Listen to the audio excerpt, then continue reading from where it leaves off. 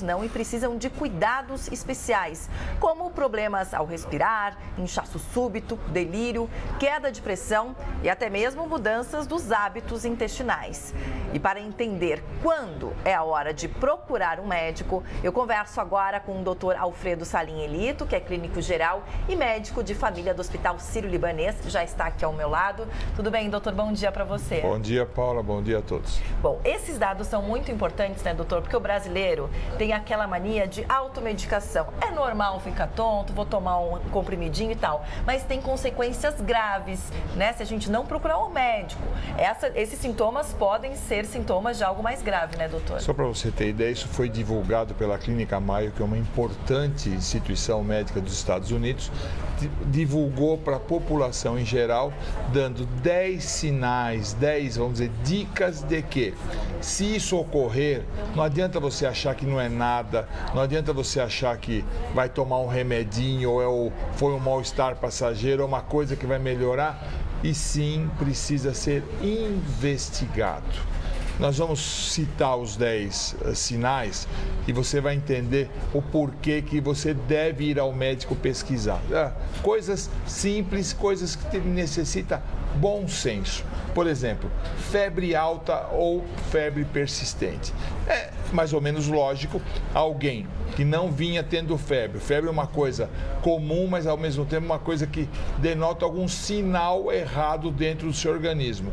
Febre alta ou uma febre não alta, mas persistente, significa algo está errado, vá no médico. Não adianta ficar tomando antibiótico porque acha que é infecção, ou vai achar que o ambiente está muito quente ou está muito coberto.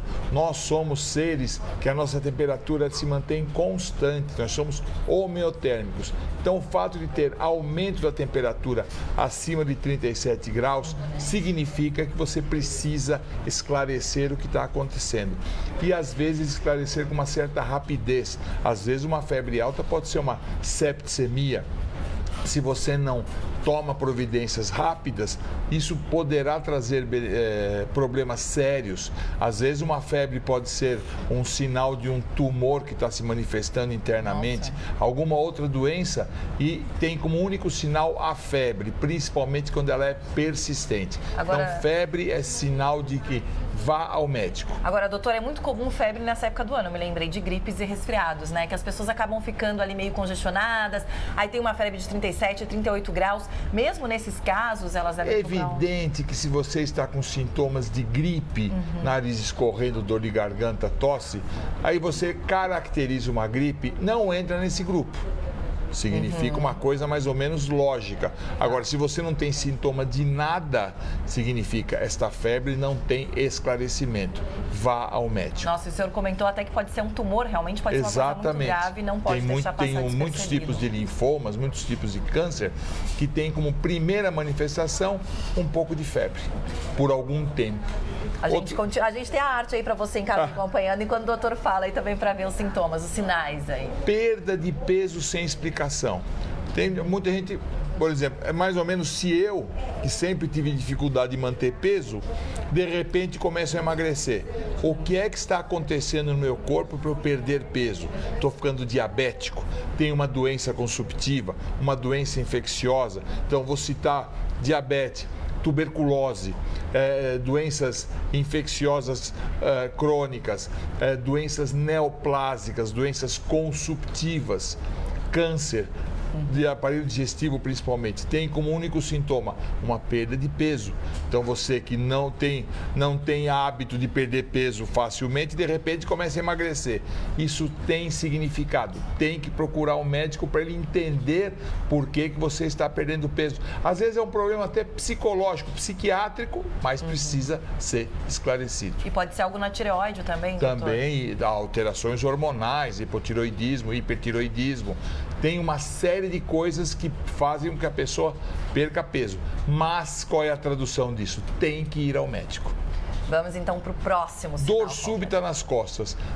A pessoa não tem nada, de repente começa a ter dor nas costas.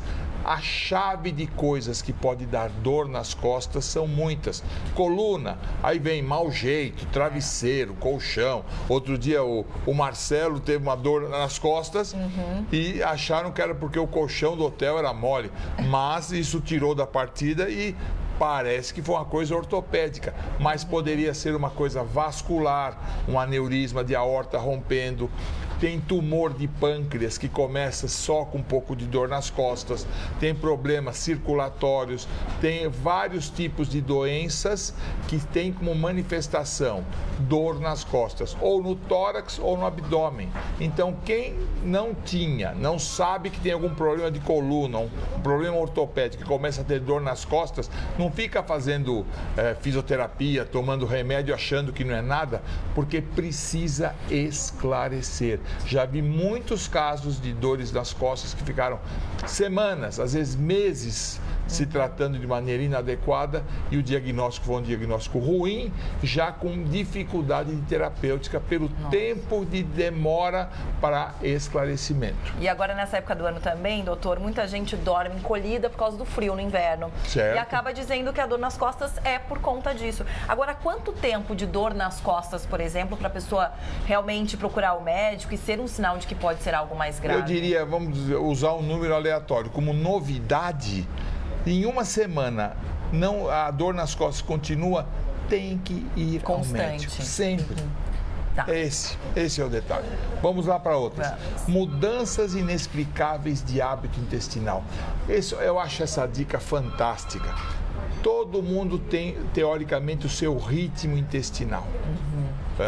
Evacua todo dia de manhã, o intestino funciona a cada 2 dias, 2 vezes ao dia, à noite, enfim. Todo mundo tem um ritmo intestinal. Às vezes um pouco o intestino mais preso, às vezes mais solto, mas a pessoa conhece o seu intestino.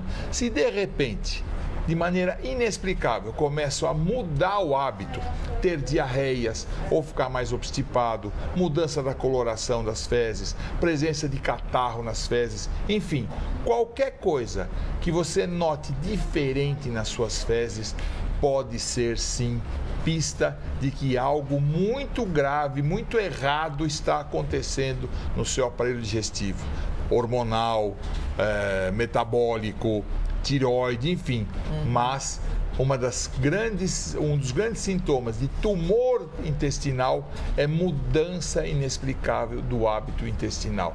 Então vá a seu médico sim, porque de repente você faz uma colonoscopia e você esclarece alguma coisa que, se você não fizer esse esclarecimento, poderá futuramente ser tarde. Esse que é o detalhe. Então a Clínica Mayo tem razão. Mudança de hábito intestinal de maneira assim, de uma coisa diferente no seu organismo, é sinônimo de ir ao médico. Que não seja alimentar, né? E o que me assusta, na verdade, é que o senhor está falando de vários sinais aí, que se a pessoa parecem comuns, muita gente passa por eles, acaba não procurando o médico mesmo, se automedicando, mas o senhor citou, acho que umas 3 ou 4 vezes já tumor, né? Exatamente. Então, realmente é muito grave, tem que fazer essa procura. Se você tem uma mudança de hábito intestinal de 1, 2 dias, 3 dias no máximo, depois volta tudo ao normal, esqueça. Mas agora, uma semana, 10, 15 dias, isso está diferente, isto é sinônimo de ser avaliado, de ir ao médico. Qual o próximo sinal? Vamos lá para alertar todo mundo. Olha que interessante, inchaço súbito. De repente, Paula, você fica inchada globalmente, lógico que tem que ir ao médico. Ou às vezes um inchaço localizado. O que é inchaço? É aumento do volume daquele órgão. Se você de repente acorda, inchaço na mão, por exemplo. Inchaço na mão, localizado, alguma coisa está errada. Porque você está com uma trombose, você está com uma compressão vascular, você está com uma inflamação, algum tipo de problema naquela articulação, naquele membro, na perna, uma trombose venosa, uma trombose arterial, um inchaço generalizado, uma glomerulonefrite, um problema renal, um problema cardiológico, um problema hormonal. Isto é, inchaço. Não tem como você falar, eu fiquei inchado, tomei um diurético. Isso é um absurdo. Você está inchado, global ou localizado, vá ao médico. A chave de coisas que pode causar isso é muito grande. Coisas simples, mas também coisas graves. Uma insuficiência renal pode causar isso. Então, entenda, existem muitas doenças que elas são silenciosas e às vezes se manifestam com pequenos sinais. Um inchaço, por exemplo, que não é um pequeno sinal, mas é um sinal, pode traduzir muita coisa. Um coração que começa a ficar mais fraco pode dar inchaço no corpo inteiro. E nesse caso do inchaço, doutor, que especialista que a pessoa deve procurar? Eu sugiro que sempre vá no clínico, porque o clínico vai fazer a sua história, vai ver direitinho o que você está fazendo, saber o que você toma de remédio, viagens, alguma coisa diferente, para sair um diagnóstico adequado, para a partir daí ir no especialista adequado. Se você começa a chutar o especialista antes de saber o que tem, grande chance de errar. Aí vai ficar correndo de especialista em especialista, mesmo, né? Olha que interessante. Sentir-se saciado após comer pouco. Quer dizer, você vai se alimentar, você tem aquele hábito alimentar que te satisfaz, que você consegue comer. De repente, você percebe que o volume de alimentos que você ingere, que faz com que você fique saciado, fique satisfeito. Engraçado, eu não estou conseguindo comer o que eu como normalmente. É um sinal muito importante que merece esclarecimento, sim. Então, vá rapidamente ao médico. Vou falar novamente do quê? De câncer. Vou falar novamente do quê?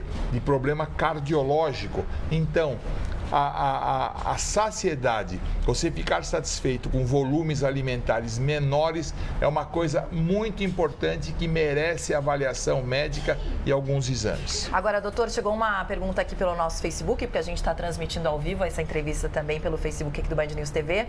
Quem pergunta é a Aparecida Duarte Pereira. Em crianças, é normal ter febre a cada 20 dias? Não é normal ter febre a cada 20 dias. Às vezes, principalmente quando a criança começa a ir para a escola, ela tem uma carga muito grande de contato com outras crianças, transmissão de vírus, moléstias infecto-contagiosas de solução rápida, fácil. Agora, se a criança não tem nenhum sinal de uma virose, nenhum sinal de uma gripe e tem febre a cada 20 dias, ela deve ir sim ao seu pediatra para entender o que está acontecendo. Tem muita doença que se caracteriza por febre a cada semana, ou a cada 10 dias, a cada 20 dias. Merece um esclarecimento, merece um exame com o pediatra. Então, Aparecida, leve seu filho e sua filha aí ao pediatra, que é melhor, viu? O doutor Salim já falou. Qual o próximo sinal? Você me falou, às vezes eu tenho uma sensação que minha pressão vai cair. Sensação de queda de pressão pode traduzir muita coisa, pode traduzir muitos problemas, labirintite, problemas hormonais, problemas cardiológicos, isso tudo. Então, a sensação de queda de pressão, quer dizer que você vai perder os sentidos. Muita gente acha que é normal, não é normal. O seu organismo tem capacidade de manter o seu corpo em ordem, a sua pressão em ordem e não ter queda de pressão. Então, tem que ir ao médico para esclarecer, para saber o que está acontecendo. E tem mais algum sinal? Esse eu me lembrei muito que eu falei com o senhor, daquela coisa de a gente levanta rápido e aí fica meio zonzo e acha que é normal, mas não é, né? No mínimo é uma alteração do labirinto que precisa ser corrigido. Imagina, você é garota, mas uma idosa tendo isso, tendo uma queda, tem uma fratura e tem várias doenças que podem causar isso, entendeu? Anemia pode causar isso, problemas cardiológicos. Outra coisa, tontura. Eu tive tontura semana passada, estou com tontura hoje, de vez em quando eu fico tonta. Mas isso não é nada, eu tomo um pouco boto sal debaixo da língua e resolve. Não, às vezes você tem um problema cardiológico, você tem um bloqueio cardíaco, está prestes a ter uma parada cardíaca sem saber e se resolve. Estou dando um exemplo, colocando um marca-passo, estudando o que está acontecendo. Então a tontura pode ser um problema de labirintite, pode ser um problema circulatório cerebral, pode ter uma série de motivos para ter a tontura. Por isso que é um dos sinais, sim, que necessita ser visto por um médico para esclarecimento. Mais um, juntas quentes e vermelhas, isto é, inflamação das juntas, também pode Bom, vou falar uma coisa, que uma junta quente, vermelha e dolorida pode traduzir uma coisa chamada artrite séptica, ou a instalação de uma bactéria dentro de uma articulação, levando à formação de pus e inchaço. Isto é uma emergência médica. Essa junta tem que ser drenada. Isso pode levar a uma septicemia, uma amputação. Então, uma junta avermelhada e quente, coisa que a pessoa nunca teve antes, pode ser uma doença reumatológica, pode ser uma doença infecciosa, pode ser uma doença, a gente chama de fenômenos paraneoplásicos, fenômenos que acompanham tumores. Então você vê quantas coisas a gente acaba falando em câncer, mas às vezes o seu organismo te dá a pista. O que você precisa fazer é ir ao médico para saber o que está acontecendo. E quando vai ao médico também naquelas visitas ali anuais, semestrais, enfim, falar desses sintomas. Lógico, se não procurou na hora, lógico. Doutor, falar também nessas visitas. Faz parte da investigação clínica. E como última, interessante, fôlego curto. Você está habituado a... Você vai de um lugar para outro, anda normalmente e de repente você começa a perceber que você está tendo uma certa dificuldade para fazer a sua movimentação habitual com mais dificuldade. Diminui o seu fôlego. Isso é outra coisa também que pode traduzir muita coisa. A pessoa pode estar ficando anêmica e não percebe. Pode estar com um problema respiratório, um problema pulmonar e não percebe. Pode estar com alguma alteração do funcionamento do seu coração e não percebe. Então, a diminuição da sua capacidade de ter o seu fôlego, com certeza é uma pista de que algo está errado. Precisa ser examinado, diagnosticado e corrigido. Porque isso, na maioria das vezes, o fôlego curto pode significar doenças simples, mas também doenças muito graves. Então, são 10 sintomas que a própria Clínica Mayo, lá no Hospital Sírio-Libanês, nós temos isso. Se você entrar no site do Hospital Sírio-Libanês, tem todas essas dicas dadas. Eu achei interessante nós falarmos para a população, porque são coisas que muita gente tem e não está valorizando.